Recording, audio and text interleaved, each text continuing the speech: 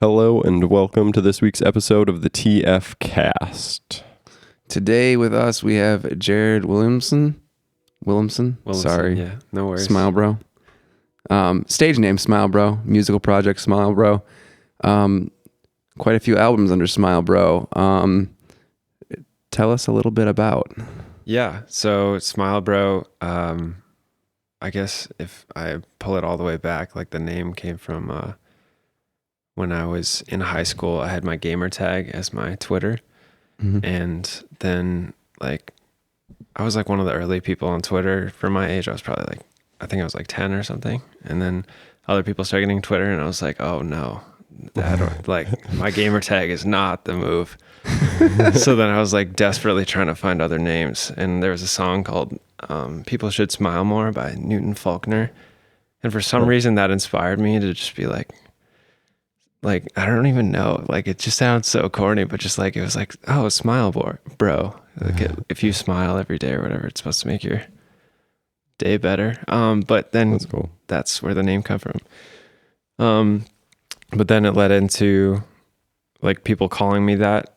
And it was my username on everything. People started calling me that. And then when I started making music, I was like, might as well just pull it over because people are already saying it and people like love it. Like they'd see me and they'd be more excited to say Smilebro than maybe they were excited to see me. So yeah, then it applied to the music and I guess the music has been not super like happy for the most part. Well, like, I don't know. That's true. Which is not super intentional, but yeah, I started making music and experimental electronic pop, something alternative. Gives it a little bit of like contrasting flavors, maybe, you know? Yeah, It's maybe not what you'd expect, which could be good, I suppose. for sure. Yeah. Yeah. So most recent release, Uncomfortable. Yeah. You know, what's going on? How long? I want to say it, that came out 2021, right? So Yeah. Yep. On my birthday. Yeah. Yeah. On February 6th. February 6th. So going into this, I had heard all of the songs, and this is what I was just talking to Willis about. I had heard all the songs individually. Same thing with Chameleon Sheep. But when I sat down and listened to it as an album, I had a very different experience than just listening to the songs individually. Can you talk a little about your writing process and how you designed it to be listened to? Yeah. So Uncomfortable was weird because it wasn't planned out to be like an album at all. And there was like I made Chameleon Sheep and it was just like a self exploration of like what I was thinking and lessons I was learning and like trying to figure out more about myself. And then I had like a couple months where I was like, I couldn't touch my, like I opened Ableton and I was just like, ugh, I can't do this. And then I got this like second wave around August or something. And I just started, how I make music generally is like making a beat or starting with lyrics or I don't know, like everything kind of like happens together.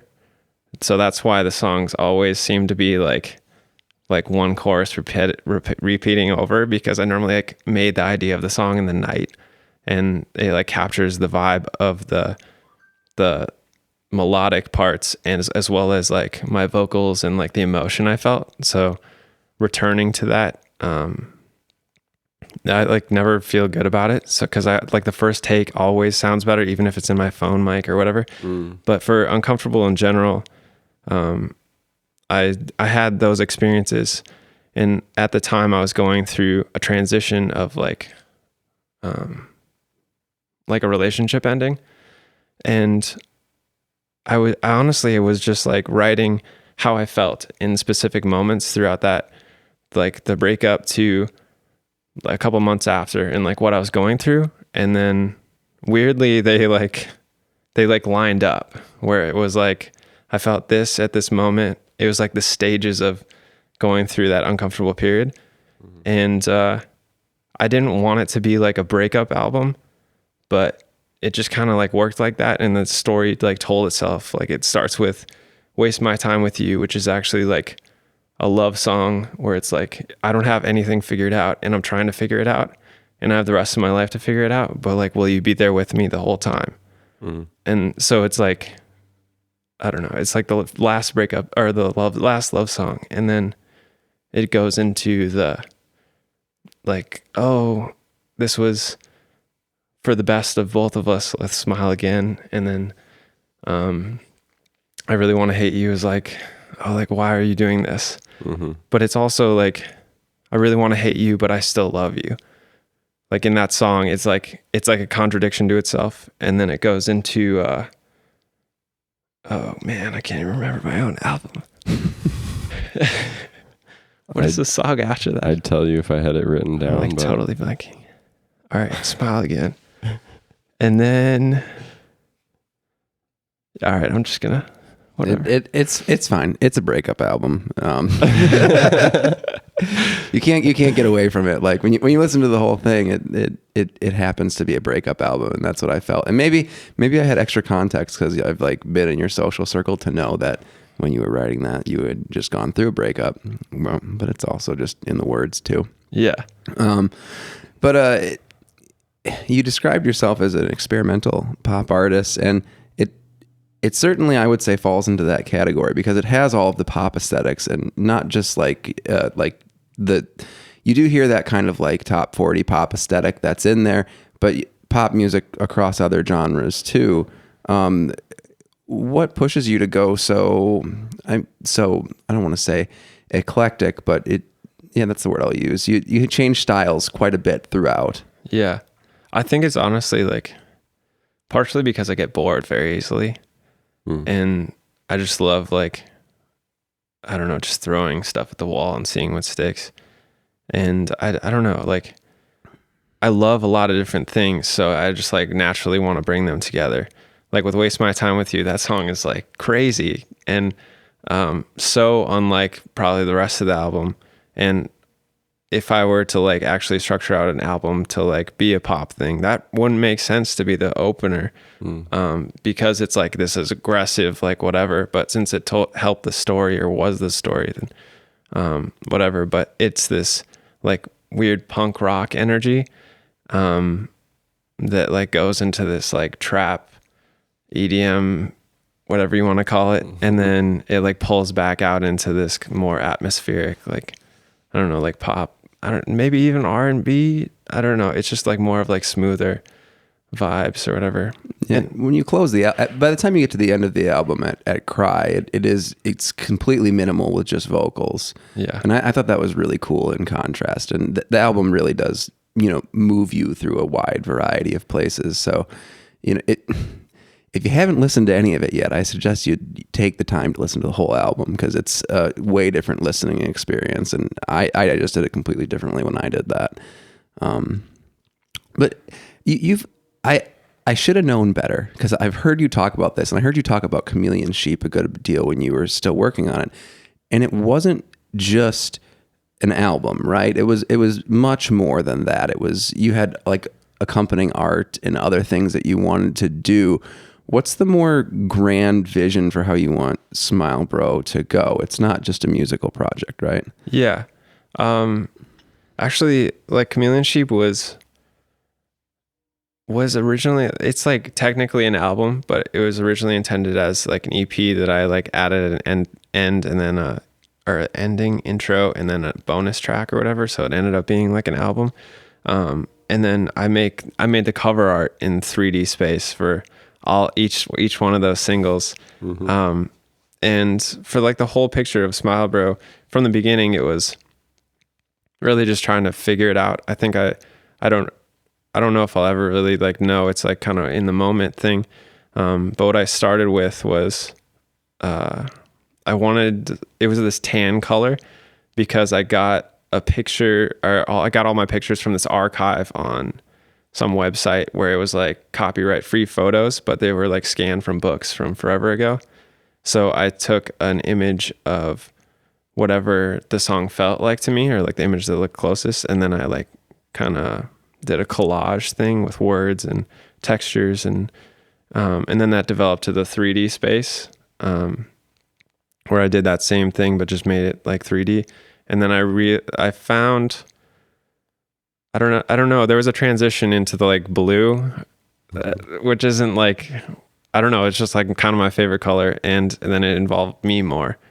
And it was, I don't really have a good explanation. It just felt right. And then going into Uncomfortable, I was more comfortable with the aesthetic that I was starting to like have around the music. And honestly, in the future, I've thought about like taking it further away from like pictures of me or like myself. Because I recently realized that I don't want like the whole music project to be about like Jared Willemsen. I want it to be more of like the thing outside of myself that like helps myself and others. Well, I feel like people really relate to artists no matter how much they make it about themselves anyways, because people tend to see themselves in there. So, I mean, maybe other people have had breakups. Yeah.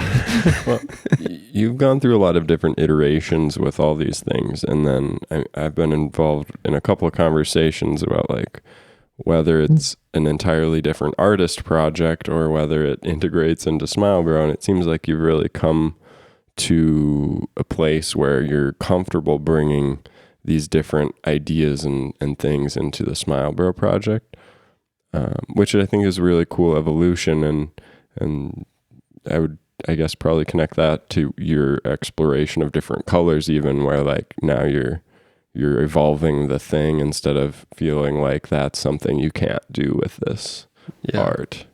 So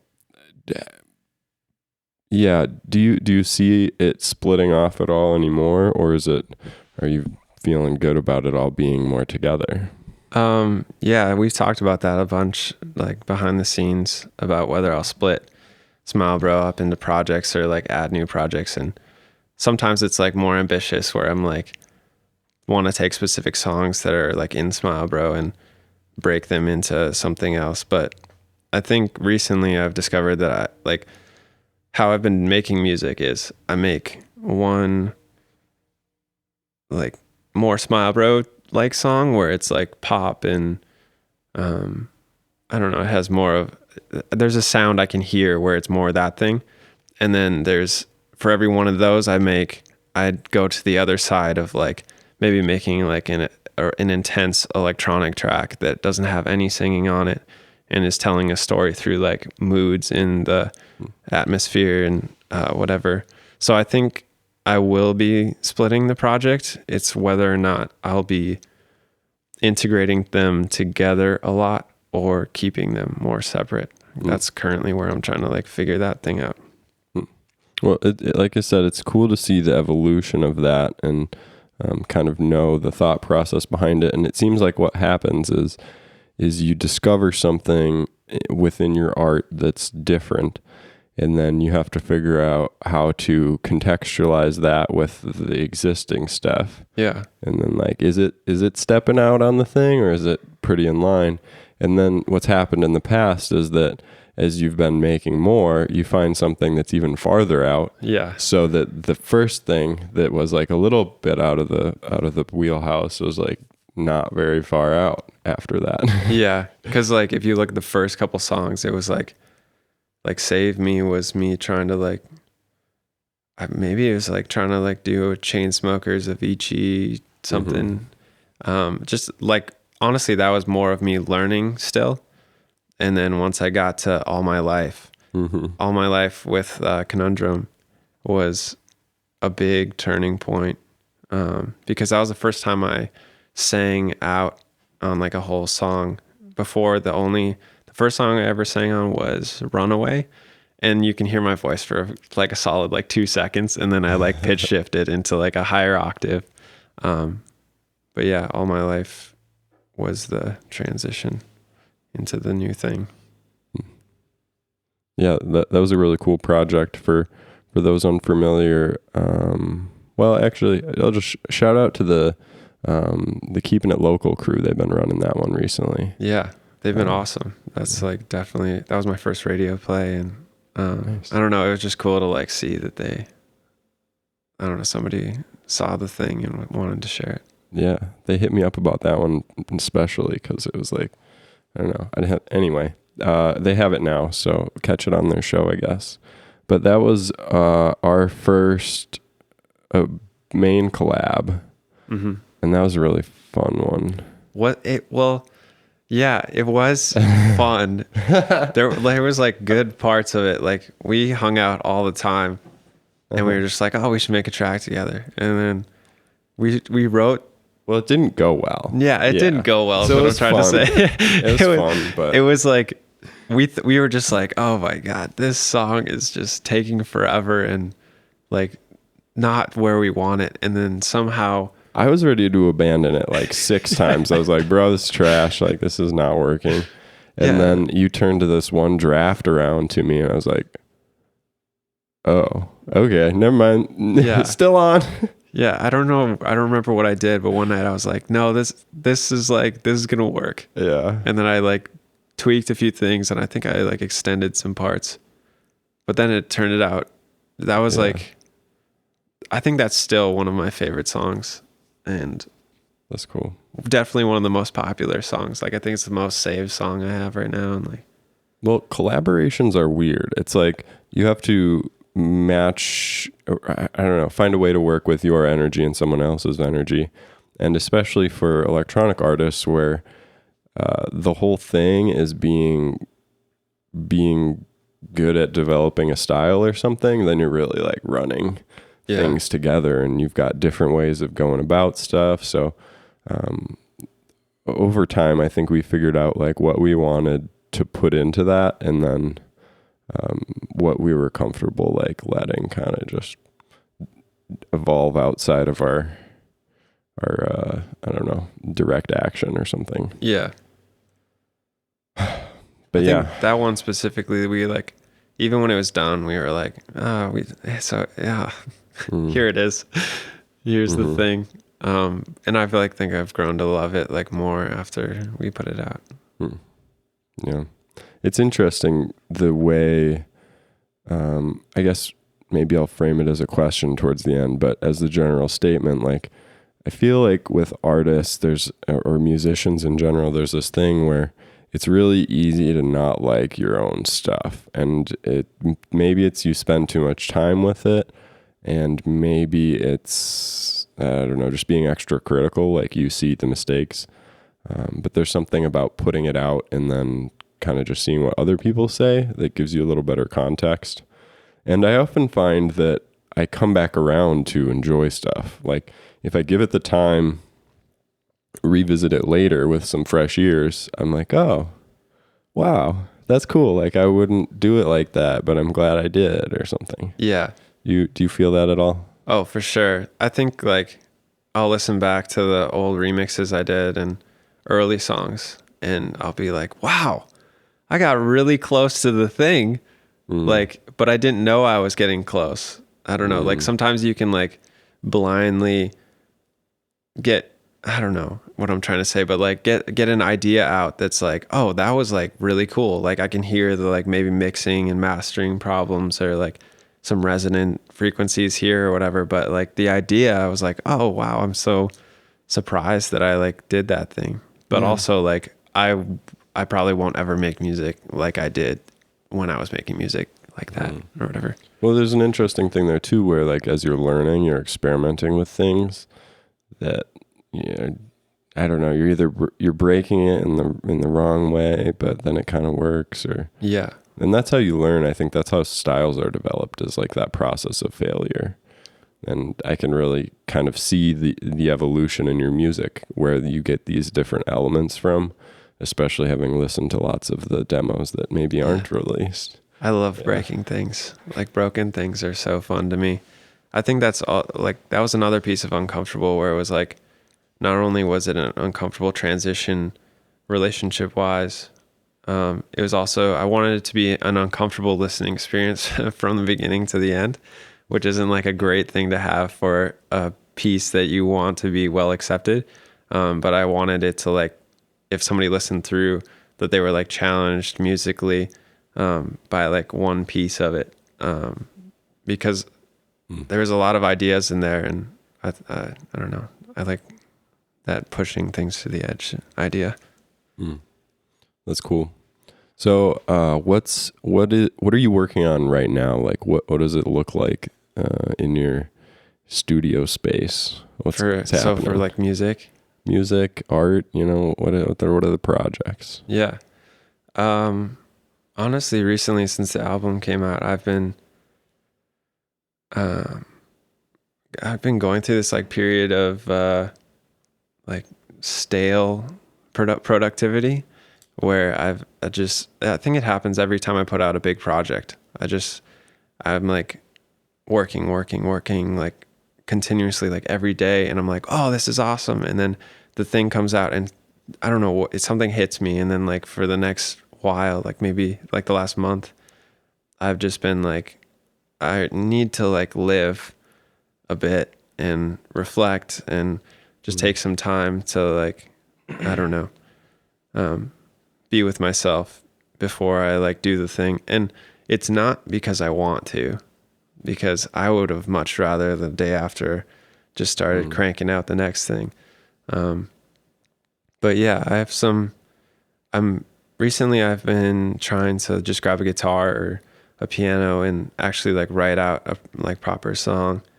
And then transition it into production without starting with a beat or whatever, just as like a new trial, because I think it'll add more to the stories in the individual songs, and I get stuck with one chorus or one idea. All my songs to this date have kind of been like trying to tell a really big story in a very few amount of words, and then like make you feel stuff through the music and like shifting those things. But yeah, just trying to write out full songs and be able to play them maybe on a guitar, because all of my other music, I've sacrificed playability in a live context for the sake of making sounds more interesting. And I don't want to like give that up, because I love messing with things until they like don't make sense, but they like sound right to me. So trying to find that happy medium. So I'm slamming to the other side in that regard. So what would a dream Smilebro performance look like to you? Like if you were able to, have all the things you want for a stage performance. Yeah. I've thought about this a lot actually. And we've talked about it, but a lot. So I went to Lollapalooza. I don't even remember what year it was. Last year kind of threw me off year-wise, but I think it was like 2 years ago or something. 19? I think it might have been 19. And I saw the Chainsmokers. And like I appreciate their music because it does things that I try to do. But watching them live was like the best live experience I've ever seen in my life. They went from like the most intense, like, I don't know if this makes sense, like probably like 160 just like to like their like soft pop stuff. And it was just like back and forth. And like as like a listener, I got like the best of all the worlds. And that was like so much fun. I love that, because I'll go to like a heavy electronic show and they're just like drops for hours, and you're just like, everybody's like trying to headbang for like an hour and a half or something, but like no one's able to sustain that. And then I'll also go to like maybe a soft show and I'm like, I don't know. I honestly get bored really easily. So that kind of live performance is like the happy medium, where maybe I'm, like I said earlier, I'm trying to maybe split up my projects as one is like a more intense electronic, but live, eventually it would be combining the two and maybe having that artist project remix my songs and then transition to my songs, or just like a very dynamic in regards to like intensity, as well as like maybe like one acoustic song or a couple acoustic songs in there, and then going to the other end of the spectrum. But it's hard because that's not like, it's not great blueprints for that. And especially when you're just starting out. So that'll be a learning process along the way. Well, I think for your project, it'll happen naturally. Like you are playing in all the ends of the spectrum. And so as you're able to stitch things together in new ways, I think it'll probably work out. Yeah. But yeah, excited to see that happen. I think another part is like the singing piece, because I was never properly trained how to sing. And a lot of my songs have been an experimentation of what I can do with my own voice, like the punk rock, like pushing it on Waste My Time With You to Smile Again. I like sang 3 octaves, but like I played through my album in the car the other day, and I was like trying to sing along to everything. And by the end of the album, I was like, my voice hurts. I need to figure out something, like either I need to warm up or I need to like figure out how to sing these songs in maybe a little different way live, or because I need to like make sure I'm not like toasting my voice, but also being able to give the best performance. You also use kind of a lot of vocal effects. Like you do like pitch dropping at like emotional moments, I noticed kind of like throughout the album. And I don't know, I guess you could just get a vocoder like there all over now. For people unfamiliar with the production process of someone like Jared, it really is kind of like a record something, and then like that's just step one.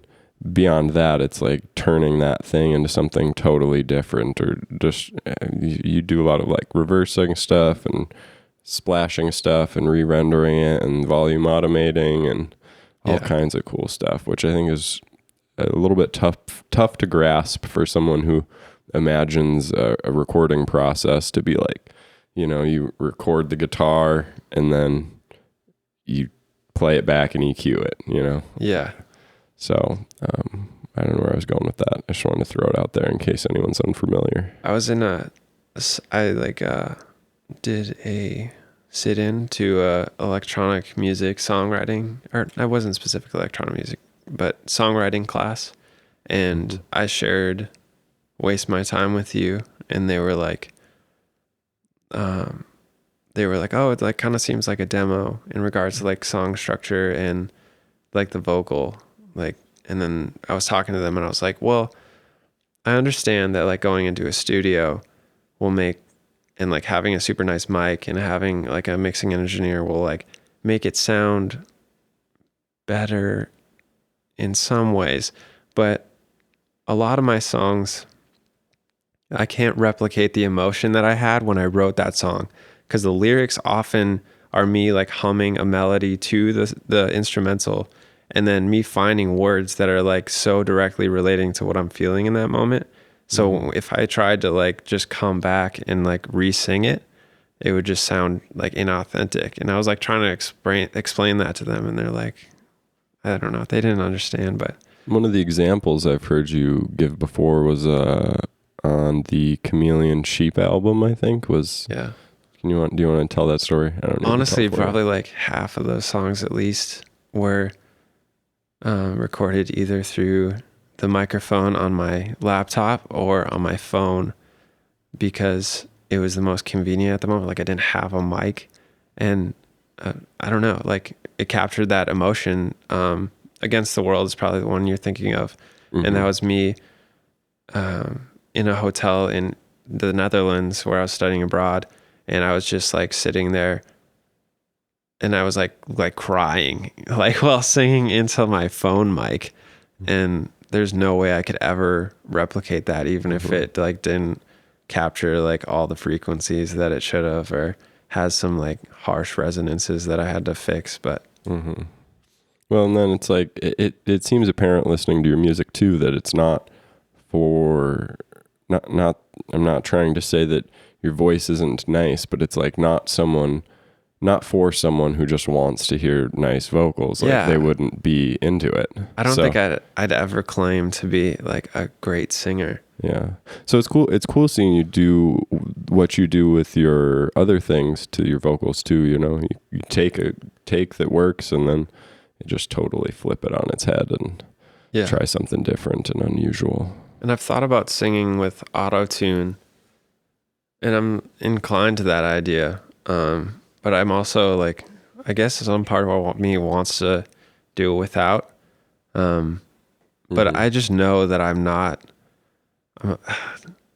I need to practice more for one, if I want that to be a thing. Maybe work with somebody who like has more experience. But I don't know. Like the reason I'm good at other things is because I'm a bad singer. I feel you on the auto-tune thing. When I listen to your music specifically, I feel like it is designed, like every track is designed to elicit an emotional response of some type. And like oftentimes when I'm listening to a track with a lot of auto-tune on it, I feel like that's exactly what that effect takes away, even if it sounds cool or is appropriate. Like it's hard for me to get into the mindset of a swarm of robots, or like stepping. It's like it's like with your stuff, even a perfectly executed auto-tune performance wouldn't sound like the original because you don't just it's more than that. So some of my songs have like using Melodyne where it's auto-tune, but you're going in and like editing the bend of one note into another and like moving it just a little bit, where it's not like an algorithm that's just like pulling you to notes. And sometimes some words don't have auto-tune on them when I do that thing. So it's like trying to make it as genuine as possible, but not pulling you out because I like fell out of a note. Like Cry, I think Cry, I can't remember if I used Melodyne on that or not, but if you listen through that song, it was all one take and it was kind of like a freestyle. Like I kind of have an idea what I was going to do, but it was a freestyle. But if you listen to the first half, that part like hurts me to listen to because I like fall out of pitches sometimes. And I don't know, like the timings at some part of that, but then the second half, I like executed it very well. And that is like pleasing to me, but I liked it like that because I don't know, it was like uncomfortable thing where it was like if you listen through, it was one take and I couldn't have ever replicated that. But it also like if you listen through, it was like tension and release to some degree because it was like you were listening to this thing that was like semi hard to listen to, but then it like went into the other thing that felt better. I felt like Cry was resolute towards the end, and I felt like the album was over too. So I guess I got some of that from the listening experience. If I can change the topic a little bit, I want to ask about your merch. Yeah. I mean, I feel like it's beyond that anyway. It's a little bit more of like you're making cool stuff for yourself and then if people like it. Yeah, unfortunately I treat merchandise the same that I treat music, and I just want it to be, I make it for myself firstly, and I don't know, like this I'm wearing merch. you're looking at merch. This actually Coming comes soon? out next Wednesday, March 24th. But in regards to making the merch, I just make I don't know. It's like another form of art for me. And for other people, it's like, this is how I make money. So I throw my logo on it and it like kind of looks cool or it looks cool. And I don't want to discredit anyone else's attention to merch, but I don't see very many people like making all of the merch themselves and then placing pieces everywhere. But I know why they don't do that, because it's hard and it like takes a long time. And we got to go and check out your space, and it looks kind of like a sewing studio, like as much as it does a music studio, and a third of it. Yeah, like half of it's a music studio, and then half of it's just like a clothing factory. And like my bed is just like tucked in the corner. Like my room is entirely functional. You can tell where the priorities lie. Yeah, for sure. Smilebro actually sleeps on a pile of unsold merch. Yeah, like right next to it.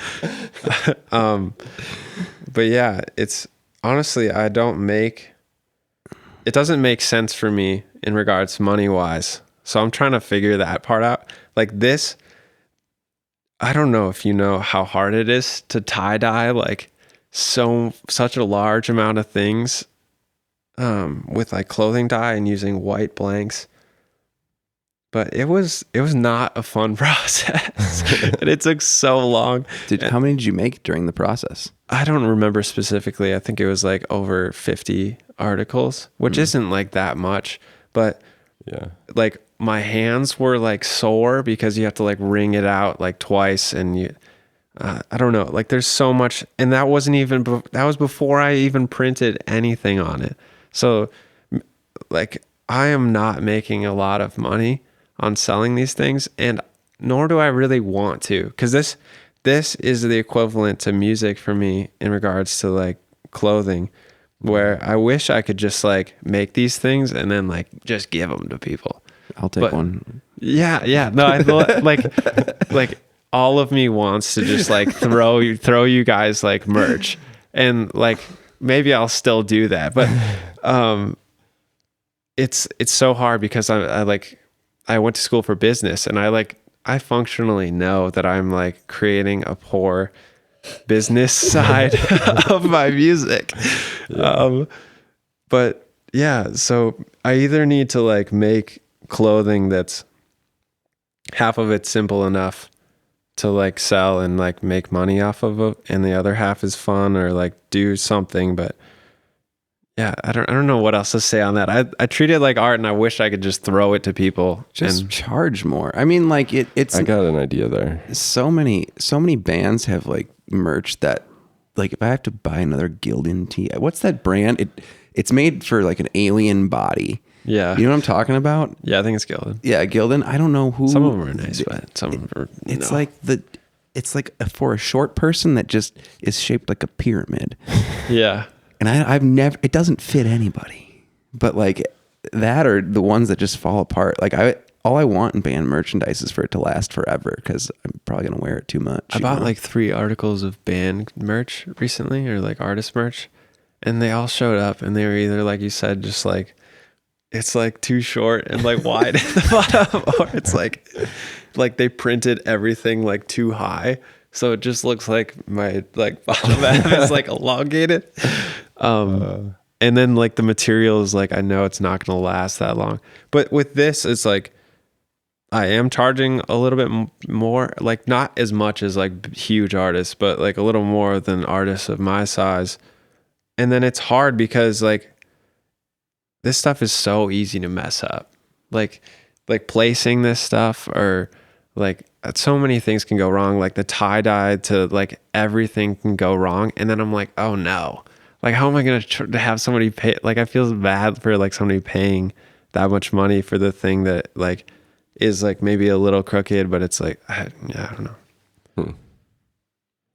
Okay, here's my business idea, and if anyone makes it happen, send me, I don't know, tell me about it. But I think it would work especially well for your project. So you take the idea of an NFT and you bake it into your merch. So you've got a limited release of like, say 50 items, and each comes with a free NFT, you know, with possibility for it to become more valuable. And so then you can charge like kind of a silly amount, because it's like investment in the artist. You also would then, I haven't quite figured this part out yet, but you would get a digital version to like wear in Fortnite and shit too. Yeah. I saw this guy talking about how like NFTs like sound bizarre now, but like if you look at Ready Player One or like other idealized futures, then you'll see that like there's real potential for like people hanging these on their virtual walls or like wearing them. But we don't entirely have the functionality of that. But in regards to my stuff, and that idea specifically, I think the issue that I would run into there is, like I don't fully know everything about NFTs, but I understand that there's a transactional fee to just like upload an NFT and like have it be able to like be purchased. And I've heard that fee is anywhere from like $60 to like $2,000. Yeah, I don't want to pretend to be an expert either. But I understand. I thought that maybe that was a one-time fee to like kick off your thing. So okay. Yeah, that could be true too. Yeah. I'm like, I've dabbled, but I have not even gone down that rabbit hole. I actually like made an NFT. It was like my logo 3D and then reflective, and then it was like spinning, and it was going to be like a token, like the Smilebro token, and it was going to be like free admission to all of my shows forever. And it was like the initial investment into my project, where it's like, if you believe in my project, then like this will obviously gain in value over the course of like my project growing. And I still might do that, but that was like the main thing that I was thinking about in that regard. Mm-hmm. Well, I've been thinking about that a lot, because I think it, and you know, with my limited knowledge, but it seems like it offers a future where artists don't have to make the same kind of like, I don't know, scale compromises that they do currently, where you have to, I don't know, give people things for cheap and have no way of, I don't know. I think that it lets people pay kind of what they value it, whereas like traditional economies, you just have to price it low enough so people will buy it. And then someone who really likes your stuff and would pay $1,000 for this t-shirt is getting it for $20 and not connected to the like the value that you could actually offer them either. So NFTs, like you were saying with the show access, like give you the ability to offer more kind of. Yeah. And I weirdly did that with my first merch drop. That specific idea where I tried to set it as low as I could for like, I don't know, like getting my return on my investment in regards to materials. And honestly, I like I don't even make that much on my time in addition to that with the like minimum price. And then it was like name your price, where it was like pay what you want after that, wherever you think you would find value. And yeah, so it was like, if you like want to help out, but I want to make sure that anyone who wants it can get it. Yeah. And that like kind of bit me in the butt a little bit, because I had friends who like genuinely wanted to support me, but they didn't fully grasp the idea of the thing.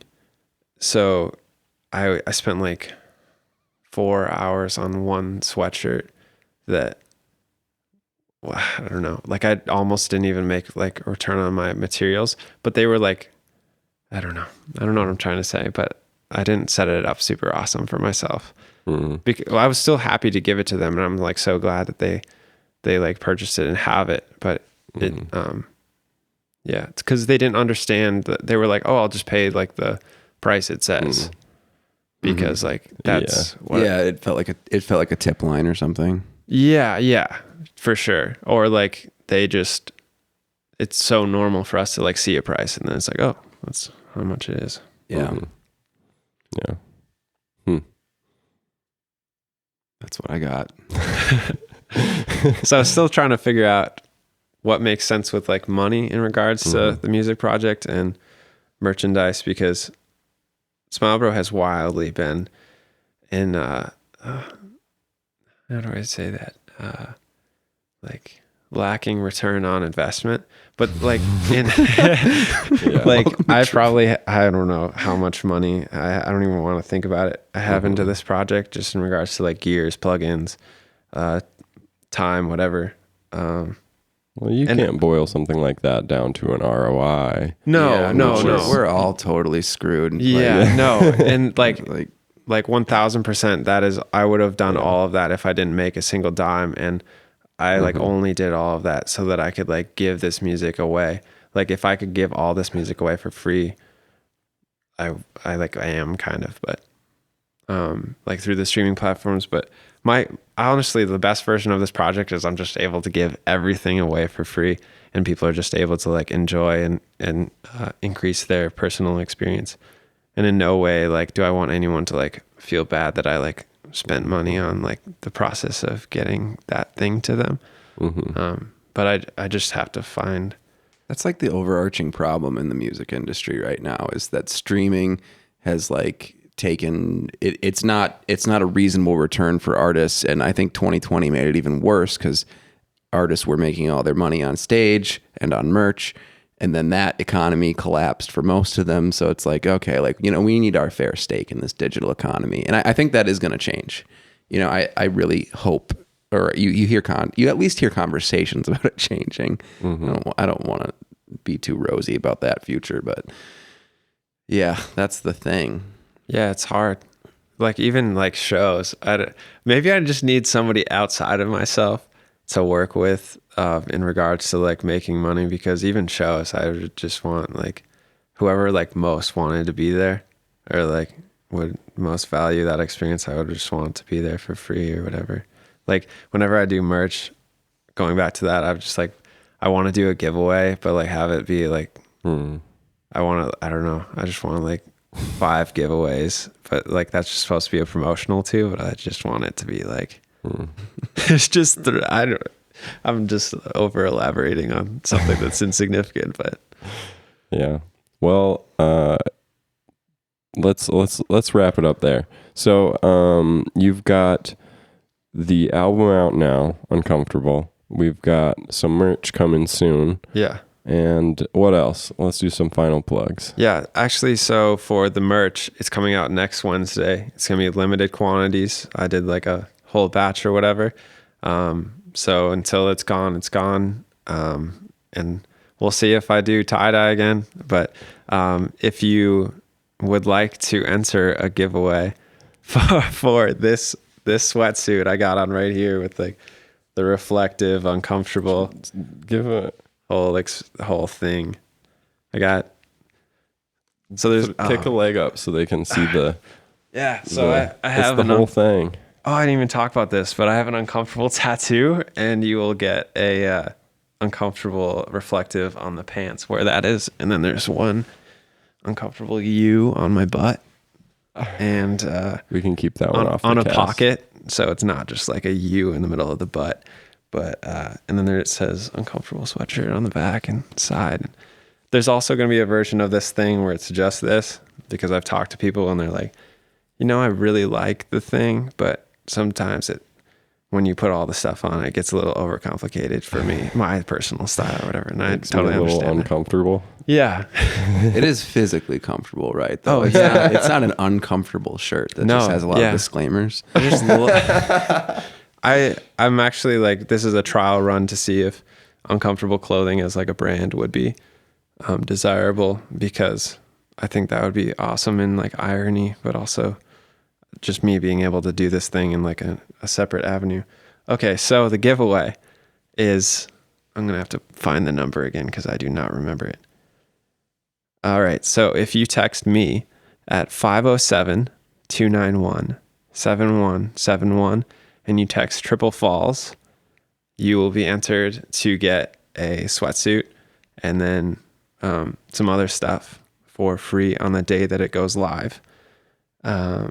And even if you're listening to this podcast after March 24th of 2021, I will also send you like a promo code for my website. If you say Triple Falls, just because you like made it through this whole thing and you listened to us ramble on about my project. Cool. Otherwise, find me everywhere. I think it's smilebro.music on Instagram, Facebook, Smilebro, Snapchat, Smilebro Music on YouTube, and then Smilebro for all of streaming platforms. My website is smilebro.org. If you want to check out some behind the story of songs or merch or whatever else is on there. Yeah. Also, if you just want to text all of your friends Triple Falls, just every number in your phone book, just text them Triple Falls. Just add this number to your phone book and then hit send all. And you can actually like text, I can like respond to that number. So, yeah, if you like need help with anything or just want to chat, feel free to hit me up. All right. All right. Well, thanks for being on the cast, man. It's always good. Yeah, thank you for having me.